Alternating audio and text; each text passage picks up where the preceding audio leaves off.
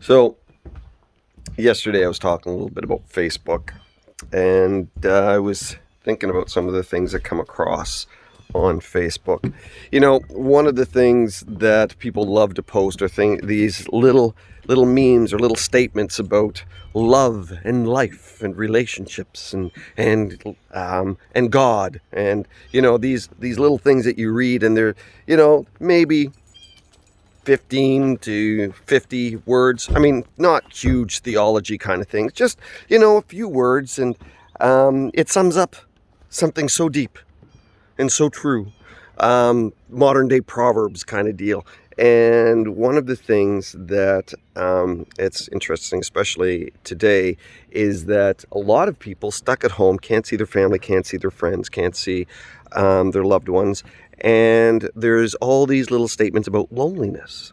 And one of the things that I've read actually in a few different places, something to the extent that, yeah, if you love yourself, you won't be lonely because you've always have your best friend with you. I'm like, oh, that's nice. And it's one of those things that, yeah, that sounds, if I love myself, then I should just love being with myself. And it's like, you know what? Um, hmm.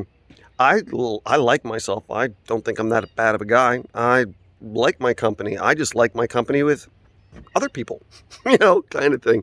And I read those things, and the more that I read them, the more that I think about them, those little statements that are supposed to hold a deep truth or a proverb or something, if they're not grounded in truth, um, they can't be relied on. Number two, if the the thing that you're reading paints everybody with the same brush. Everybody should be like this. Everybody should feel this way. Everybody.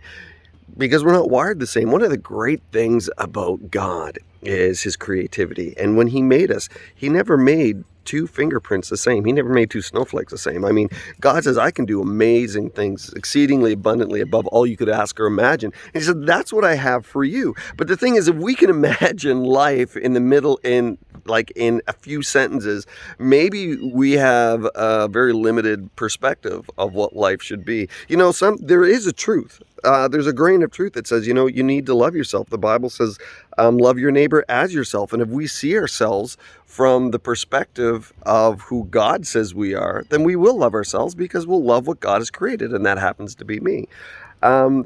But if I love myself and say, okay, because I love myself, I need to be like that person, we're not loving ourselves anymore.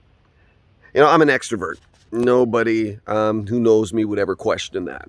I do not like to be alone. But you know what?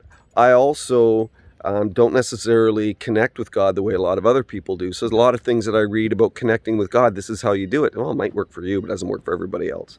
We can get a lot of guilt when we try to align ourselves with the wisdom of the world instead of aligning ourselves with the wisdom of who God says we are. God says you were fearfully and wonderfully made. He said he knit you together in his mother's womb. He said he has determined your time and the bounds of your habitation, when and where you are going to live, who you are going to be, that you might seek the Lord, that we be not far from every one of us. For in him we live and we move and we have our being. See, right now I am in the presence of God. And you know what? In doing this, I feel connected with God because this is how God has gifted me. This is how he has made me. When I start talking about God, I start feeling connected with God. When I sit quietly contemplate, my brain just begins to spin. But I know some people that can just sit on a tree stump for hours and contemplate. And I'm like, man, I'd either fall asleep or go crazy. See, God's made you to be who you are.